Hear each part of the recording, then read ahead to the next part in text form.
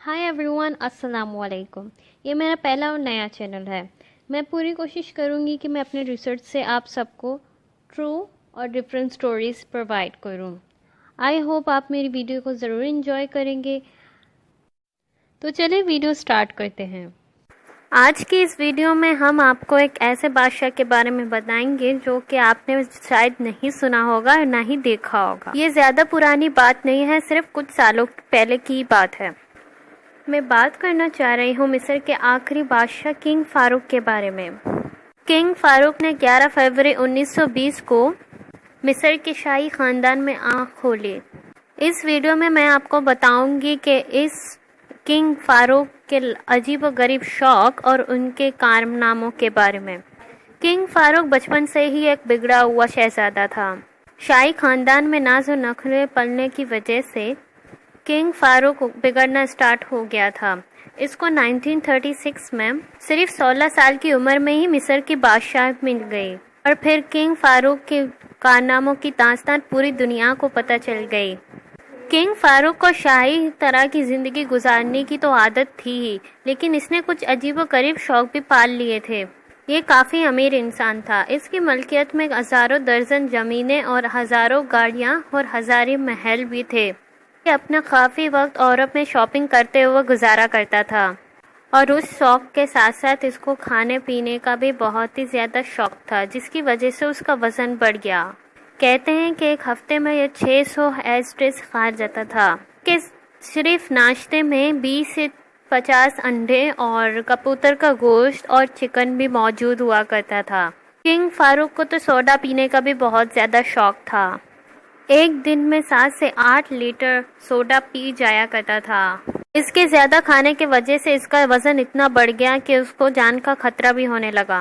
और एक इंतहाई अजीब बात यह है, जहाँ जिस होटल में वह खाना खाने जाता था, बाकी लोगों का खाना उठा के वो नीचे फेंक जाता था। और ये काम वो इसलिए करता था, ये काम ये सिर्फ अपने आप को महसूस करवाने के लिए किया करता था।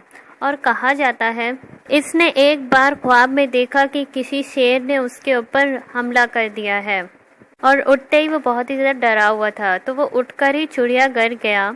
उसने वहाँ मौजूद तमाम शेरों को मार देने का भी हुक्म दे दिया।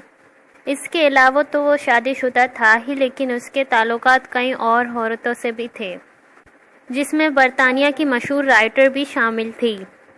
इन शौक के अलावा उन्हें एक गाड़ी रखने का भी बहुत ज़्यादा शौक था, ख़ास तौर पर लाल कलर की गाड़ियाँ रखना। इसके पास लाल गाड़ियों की बहुत पूरी फ़ौज ही मौजूद थी, जिनमें तकरीबन 100 लाल रंग की गाड़ियाँ भी मौजूद थी। और उसे ये बात बिल्कुल भी पसंद नहीं थी कि मिस्र में उनके अलावा कोई और लाल गाड़ियाँ इस्तेमाल करे। इसने मिस्र में ही लाल गाड़ियाँ रखने पर ही पाबंदी लगा दी। अगर कोई गाड़ी गलती से भी उनकी गाड़ी के पास आ जाती तो वो ड्राइविंग के दौरान ही उस गाड़ियों के टायर पर फायरिंग शुरू कर देते और पुलिस सिर्फ उन्हें देखते ही रह जाती थी। और 1951 में उसने एक हीरे से सजी गाड़ी अपने लिए बनवाई थी।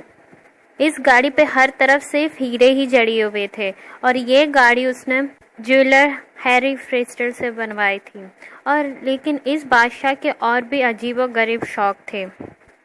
इसका सबसे अजीब व गरीब शौक जो था वो लोगों की जेबें काटना था।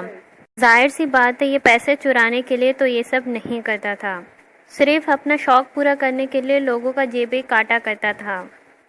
वैसे तो वो उस टाइम के अमीर तरीन लोगों में से एक हुआ करता था। इसे लोगों को जेबें काटना बहुत ही ज़्यादा शौक था और ये अपने इसी शौक को पूरा करने के लिए कई प्रोफेशनल जेब कतरों को भी इसने अपने महल में जगह दिया, जो वो लोगों की जेबें काटने की तरबियत दिया करते थे। अजीब तरीन बात ये भी है, ना ही वो सिर्फ उनसे ट्रेनिंग लिया करता था, वो अपनी जेबें काटों की प्रैक्टिस अपने मेहमानों के साथ किया करता था। इसके महल में आए मेहमान यानी कि बड़े बड़े सियासतदान और प्रेसिडेंट वगैरह अक्सर ही अपने जेब से मौजूद चीज़ों से महरूम ही हो जाया करते थे कि किंग फारूक उनसे गले मिलते वक्त उनके जेबों से चीज़ें निकाल लिया करता था। ऐसा ही एक वाक़या बरतानिया के वज़ीर आज़म के साथ पेश आया। किंग फारूक ने उसके हाथ से घड़ी उतार ली थी। बरतानिया के वज़ीर आज़म को जब पता चला तो उसका पहला शक किंग फारूक ही गया। اور پھر کنگ فاروق نے اسے ہنس کر وہ گھڑی واپس کر دی۔ اور کچھ لوگ تو یہ بھی کہتے ہیں کہ ایران کے دورے پر انہوں نے کافی میڈلز بھی وہاں سے جا کر دورے کے دوران چڑھائی گئی تھی۔ کنگ فاروق کو اپنے دور بادشاہت میں کافی تنقید کا نشانہ بھی بنایا گیا تھا۔ کرپشن، مصر کا ٹھیک طرح دفاع نہ کرنے کی وجہ سے لوگ اس پر شدید غصہ تھے۔ 23 جولائی 1952 کو اس کے تقریباً 16 سال مصر پر حکومت کرنے کے بعد مصر میں فوج نے ٹیک اوور کر لیا۔ مصر کے فوج نے کنگ فاروق کو اٹلی کے جنا وطن کر دیا، جہاں بادشاہ سلامت نے اپنے باقی کی زندگی وہیں ہی گزاری۔ اس کے جلا وطن ہو جانے کے بعد اس کے بیٹے کو مصر کا بادشاہ بنا دیا گیا۔ 1953 میں مصر سے بادشاہت کا خاتمہ کر دیا گیا اور مصر آفیشلی ایک جمہوری ملک بن گیا۔ اس لیے کنگ فاروق کو مصر کا آخری بادشاہ بھی کہا جاتا ہے۔ کنگ فاروق کو جلا وطن کرنے کے بعد مصر میں نئی حکومت آنے کے بعد اس کی جمع کی ہوئی اور اس کی چرائی ہوئی چیزوں کو ایک ساتھ رکھ کر انہیں بیچنے کے لیے بھی فیصلہ کیا گیا۔ لیکن پھر کنگ فاروق کا کیا ہوا؟ اٹلی میں جلا وطن ہو جانے کے بعد بھی فاروق نے اپنی شاہی زندگی برقرار ہی رکھی۔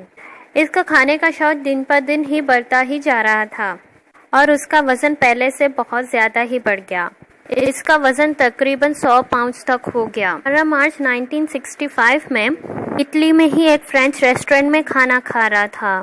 اس کا سر اچانک سے ٹیبل پر گر گیا اور وہ مر گیا، اور اس وقت اس کی ایج صرف 45 سال ہی تھی۔ کچھ لوگوں کا کہنا ہے کہ اس نے بہت زیادہ کھا لیا تھا، اسی وجہ سے اس کی موت ہوئی، لیکن کچھ لوگ یہ بھی کہتے ہیں کہ اس کے مصر کی انٹیلیجنس نے مروایا تھا۔ کہ موت کے پیچھے مصر کے اس وقت گورنر جنرل ابراہیم بغدادی کا ہاتھ تھا۔ ان کے کھانے میں اسی نے ہی زہر ملوایا تھا۔ کنگ فاروق تو آج بھی تاریخ کے عجیب و غریب بادشاہوں میں آتا ہے۔ تو آپ مجھے کامنٹ سیکشن میں ضرور بتائیے گا کہ ان کا کون سا شوق آپ کو بہت ہی زیادہ عجیب و غریب لگا۔ اگر آپ کو میری ویڈیو اچھی لگی ہو تو آپ مجھے کامنٹ کر کے ضرور بتا سکتے ہیں، اور آپ مجھے میرے نیکسٹ ویڈیو کے لیے آئیڈیاز بھی دے سکتے ہیں۔ اگر آپ کو لگتا ہے کہ میں نے کچھ مس کیا ہے تو آپ مجھے وہ بھی کامنٹ سیکشن میں ضرور بتا سکتے ہیں۔ Thanks for watching.